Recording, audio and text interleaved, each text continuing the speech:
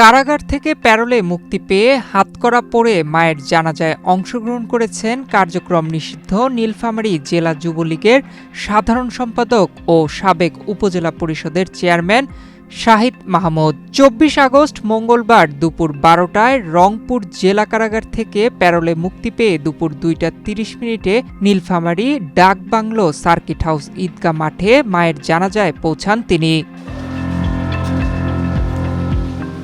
জানা যায়, জেলা যুবলীগ নেতার মা রওশনারা গতকাল রাতে রংপুর মেডিকেল কলেজ হাসপাতালে মৃত্যুবরণ করেন। মঙ্গলবার সকাল ১২টায় প্যারোলে মুক্তি পেয়ে ৫ ঘণ্টার জন্য পুলিশি নিরাপত্তায় ছুটে আসেন মায়ের জানাজায়। পরে শহরের ডাকবাংলো সার্কিট হাউস ঈদগাহ মাঠে মায়ের জানাজায় অংশগ্রহণ করেন। সেখানে জানাজা শেষে তাকে রংপুর জেলা কারাগারে নিয়ে যাওয়া হয়।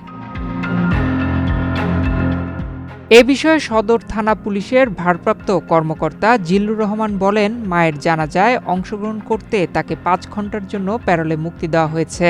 শহর জুড়ে কোনো ধরনের বিশৃঙ্খলা এড়াতে অতিরিক্ত পুলিশ মোতায়েন করা হয়েছে। ২০২৪ সালের ৫ আগস্টের পর দুটি হত্যাসহ ৫টি মামলার আসামি যুবলীগ নেতা শাহিদ মাহমুদ। ২০২৫ সালের ৭ সেপ্টেম্বর রাতে রংপুর নগরীর ধাপ লালকুটির একটি ভাড়া বাসা থেকে তাকে গ্রেফতার করা হয়। ঘন ধান পুষ্প ভরা আমাদেরই বসুন্ধরা। স্যার, আমাদের খেলার মাঠের দেয়াল ভাঙতে এসেছে। এটা আমাদের খেলার মাঠ। আমরা তো এখানে দোকান বানাবো। কেমন দেয়াল? দেশের ১ নম্বর সিমেন্ট বসুন্ধরা সিমেন্টে তৈরি। দেশের ১ নম্বর সিমেন্ট বসুন্ধরা সিমেন্ট, প্রজন্মের বন্ধন।